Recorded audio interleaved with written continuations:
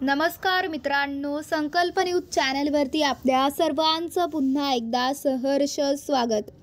आताच्या क्षणाची सर्वात मोठी आणि महत्त्वाची बातमी समोर येत आहे। सविस्तर बातमी जाणून घेण्यापूर्वी आपण जर चॅनलवरती नवीन असाल तर चॅनलला सबस्क्राइब करा, बेल आयकॉन प्रेस करा। राज्याच्या विधानसभा निवडणुकीत शिवसेना ठाकरे गटाला अपेक्षित यश मिळालं नाही, तर दुसरीकडे महाराष्ट्र नवनिर्माण सेनेचा एकही उमेदवार या विधानसभा निवडणुकीत निवडून आला नाही।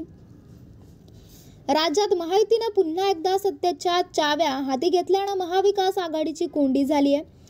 परंतु विधानसभा निवडणुकीत एकमेकांविरोधात टीकेची झोड उडाल्यानंतर उद्धव ठाकरे आणि राज ठाकरे एकत्र येतील अशा चर्चा रंगल्या आहेत।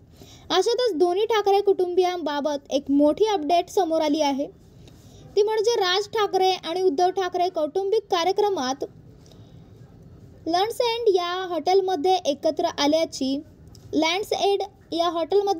आल्याची माहिती आहे। राज ठाकरे यांनी रश्मी ठाकरे यांचे बंधू श्रीधर पाटणकर यांचे पुत्र शौनक पाटणकर यांच्या मुलाच्या लग्नात हजेरी लावल्याने राजकीय वर्तुळात अनेक तर्कवितर्क लढवले जात आहेत। रश्मी ठाकरे यांच्याकडून राज ठाकरेंचं स्वागत करण्यात आलं, मात्र उद्धव आणि राज ठाकरे यांची भेट झाली नाही। उद्धव ठाकरे यांच्यावर टोकीची टीका केल्यानंतरही राज ठाकरेंनी या लग्नाला उपस्थिती लावण्याने अनेकांच्या भुवया उंचावल्या आहेत। राज उद्धव एकत्र यावे अशी चर्चा राजकीय वर्तुळात सुरू असताना राज यांच्याकडून पाटणकर कुटुंबियांच्या निमंत्रणाला मान देत लग्नाला हजेरी लावल्यामुळे आश्चर्य व्यक्त केलं जात आहे। 2019चा निकाल लागला आणि त्यांना समजलं की आमच्याशिवाय त्यांचं सरकार बसू शकत नाही।